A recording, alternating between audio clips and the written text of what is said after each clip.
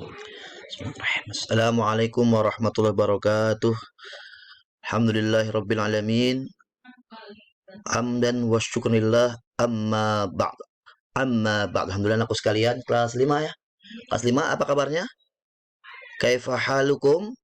Bil khair walhamdulillah. Alhamdulillahirabbil alamin. Semoga semua sehat semua ya. Alhamdulillah. Segala puji milik Allah. Sallallahu alaihi wasallam.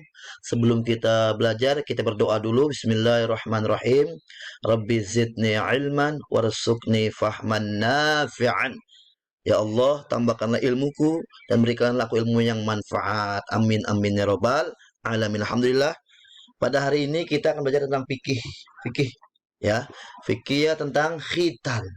Ya, tentang khitan. Khitan.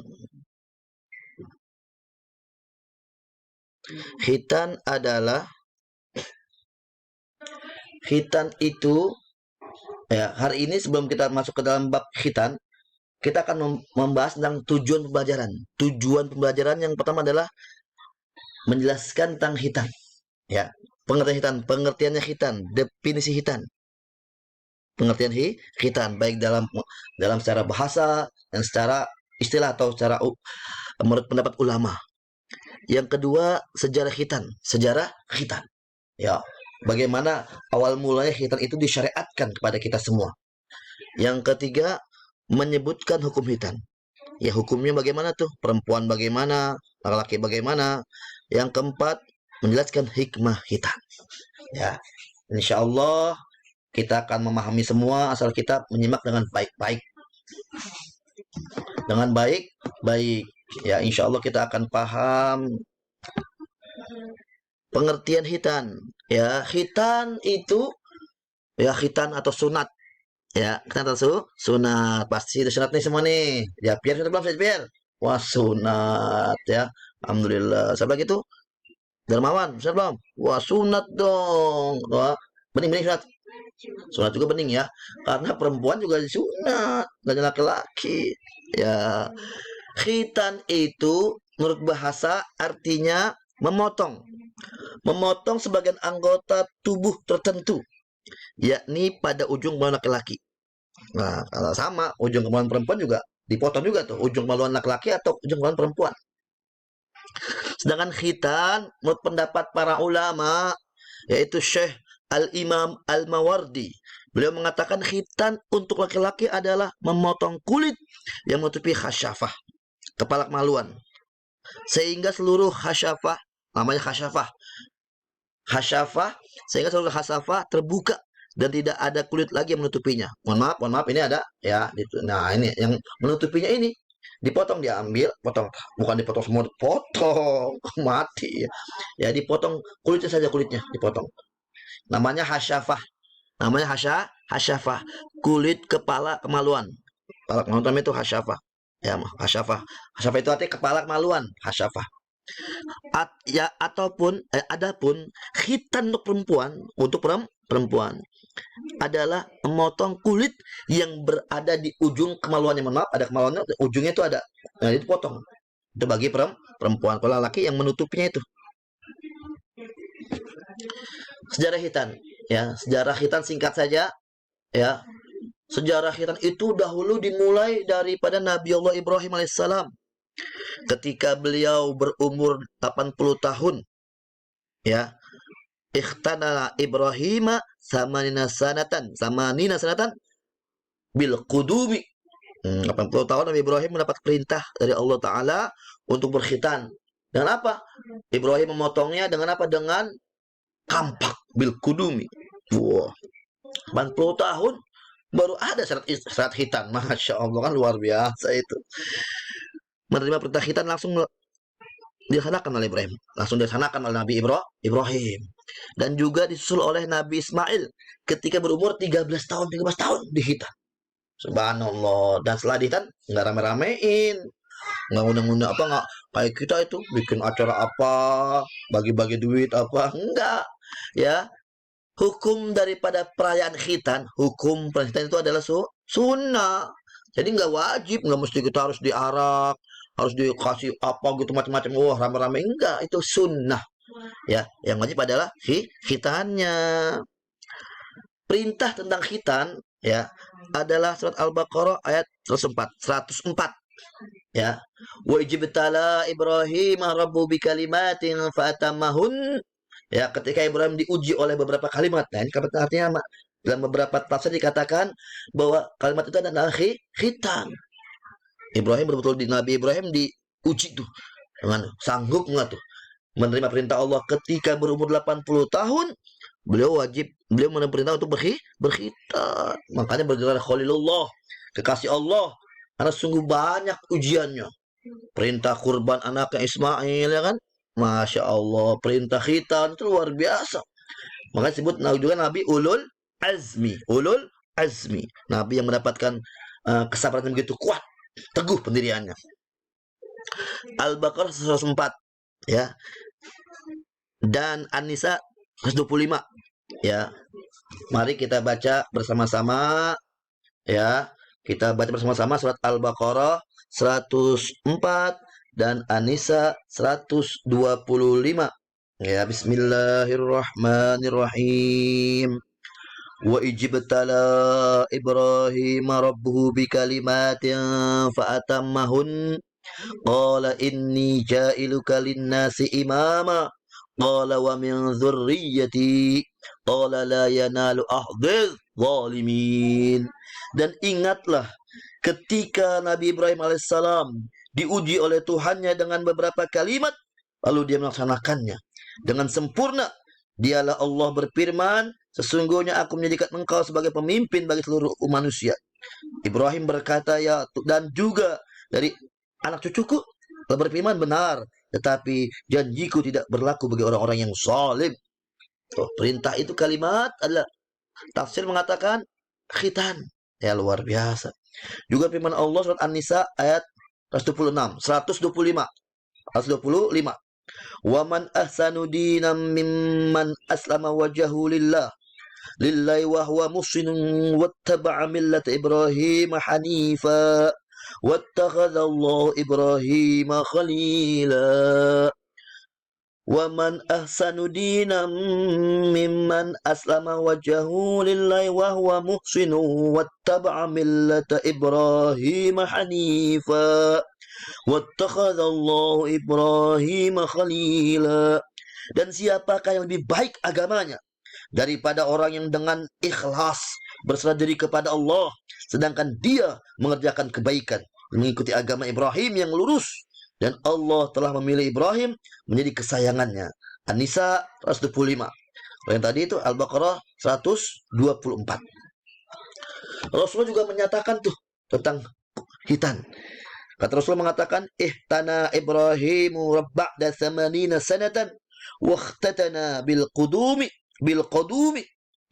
Ikhtatana Ibrahim alaihissalam di khitan. Melaksanakan khitan ketika berumur 80 tahun. Beliau berkhitan dengan kampak. Mas, Rawahul Bukhari. Dengan kampak. 80 tahun. Coba itu bagaimana? Untung kampaknya nggak karatan. Coba kalau karatan bahaya kan? Ya Allah, luar biasa itu. Ya kalau bukan Ibrahim susah. Kalau bukan para orang-orang nabi-nabi yang sungguh sami'na wa ta'na. Akhirnya hukum hitan. Selanjutnya hukum hitan. Hukumnya hitan. Nah, apa hukumnya? Hukum hitan bagi laki-laki yang beragama Islam adalah wajib. Hukumnya wajib dihitan laki-laki. Hukum khitan bagi perempuan adalah sunnah. Sunnah apa artinya? Penghormatan. Karena kemuliaan perempuan itu. Kata guru saya tuh orang yang anaknya nakal sekali itu perempuan, jangan-jangan belum dikhitan tuh.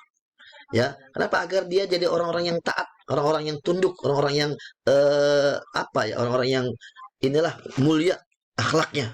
Itu salah satu hikmah kita bagi perempuan. Nggak sangar gitu kalau kata bahasa guru saya itu ya, makanya disunahkan untuk dihitan agar tidak terlalu garang kalau bahasa itunya. Nah, hitan itu disunahkan kapan pelaksanaannya? Saat masih bayi berumur 7 hari. Bayi 7 hari disunahkan untuk hitan, bayi 7 hari. Sekaligus juga Rasulullah pernah mengatakan tuh dengan hadis fi'li, hadis perbuatan. Rasulullah ketika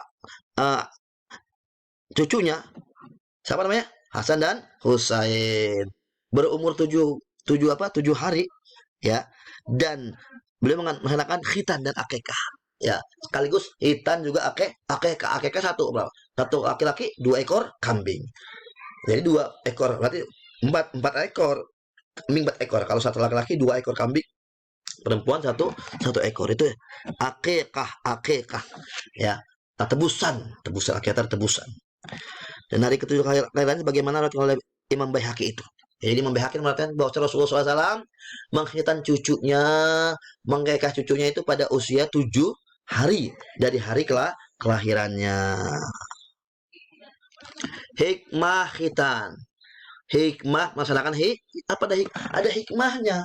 Karena setiap perintah Allah pasti ada hikmah tertentu. Kalau kita nggak tahu, kita yang belum sampai ilmunya. Ya, hikmah sholat 5 waktu apa? Apa? Disiplin, ya kan? Hikmahnya puasa apa? Sehat. Iya. Hikmahnya haji apa? Haji. Lita'arafu ukuah Islam yang begitu kuat, basyari begitu kuat. Ya, Masya Allah, Islamiyah. Jadi gitu. Setiap ibadah yang Allah perintahkan pasti mengandung hikmah. Cuma kita mungkin yang belum bisa menggali atau menemukan hikmah tersebut. Hikmah khitan, pelaksanaannya 1, mengikuti sunnah para nabi. Sunnah mengikuti ajaran para nabi. Nabi itu di khitan tuh. Setelah zaman Nabi Ibrahim selesai itu, ya nabi-nabi selesai setelah Ibrahim, hitan. Ini sunnah para nabi. Nabi Muhammad. Nabi Muhammad itu ketika lahir sudah dihitan, ya, ba'dal wiladah sudah dalam keadaan berhitan. Ya luar biasa itu kalau kata Imam Syekh Nawawi Al-Bantani mengatakan indal wiladati sif yazabi mukhtatani. Nabi Muhammad SAW itu ketika lahir sudah dihitan. Masya Allah, karena kemuliaan Nabi Yuna Muhammad Sallallahu Alaihi Wasallam. Ya. Yang ketiga, bermanfaat untuk menjaga diri dari najis. Tadi nggak najis itu nggak nempel karena kan udah dibersihkan itu. Yang keempat, dapat membantu kelancaran buang air kecil. Nah, tuh. Yang ketiga tadi najis hilang, iya kan? Coba kalau nggak belum dipotong itu ada air bekas kencing itu masih masuk. Nah, yang keempat tuh apa? Lancar ketika buang air kecil, lancar. Itu kalau ketika kencing tuh enak. Pokoknya nggak ada yang ngalangin. Coba kalau itu ada yang ngalangin. Ya karena kulit ngalangin. Yang kelima, terhindar dari penyakit kelamin. Nah, ini yang paling utama juga nih. Terhindar dari penyakit kelamin. Penyakit apa itu ya? Apa itu? Penyakit yang gatal-gatal, itu penyakit macam-macam dah. Penyakit yang membahayakan kelamin kita. Ya, wa'yazubillah min dzalik. Kesimpulannya, anakku sekalian, khitan itu memotong sebagian anggota badan tertentu, yakni pada ujung pohon laki-laki, ya, atau ujung pohon perempuan. Itu khitan tuh, artinya secara bahasa. Ya, khitan bagi laki-laki wajib, bagi perempuan sunnah yang sangat dianjurkan, karena sebagai sebuah penghormatan. Bagi perempuan tuh penghormatan yang luar biasa tuh ketika dihitan. Yang ketiga, khitan itu dimulai pada masa Nabi Ibrahim. Jadi ketika Nabi Adam belum ada. Nabi Ibrahim ke bawahnya itu ada, sudah mulai disyariatkan sebagai syariat Nabi Ibrahim, millata Ibrahim hanifa. Yang keempat, hikmah yang khitan adalah menjaga kesehatan kita, tubuh sehat, ya kan, terutama kelamin sehat. Karena inilah hikmah yang besar dari Allah Ta'ala. Jadi Allah saking menyayangi manusia, Allah perintahkan suatu ibadah, yang ibadah itu mengandung hikmah yang luar biasa. Ya, sedikit soal, ada 5 soal. Yang pertama, apa arti khitan? Menurut bahasa, tadi sudah diterangkan. Yang kedua, apakah hukumnya khitan? Bagi laki-laki dan perempuan hukumnya. Ya, tadi udah diterangkan semua, jelas lah. Diulang lagi dari videonya kalau belum lihat belum paham. Ya. Yang ketiga, sebutkan 5 manfaat khitan. 5 manfaat khitan, sangat mudah sekali, sudah diterangkan tadi itu. Yang keempat, tulislah ayat Al-Quran mengenai khitan. Arab dan artinya. Tadi udah tuh. Surat apa tuh? Al-Baqarah tuh. Ada tuh ayat berapa ya? Tulis ya. Nah, tulis Arabnya dan artinya. Yang kelima, pada usia berapakah Nabi Ibrahim dan Nabi Ismail berkhitan? Usia berapa tuh? Ibrahim usia berapa? Ismail usia berapa? Semoga Allah memberkahi pertemuan kita pagi hari ini. Semoga kita mempunyai ilmu-ilmu yang manfaat fid dini wad dunya wal akhirah. Akhirnya saya mohon terima kasih segala perhatian, mohon maaf segala kekurangan. Wallahu fi a'lam bithoriq, wa minkum. Wassalamualaikum warahmatullahi wabarakatuh. Selamat pagi anak-anakku sekalian.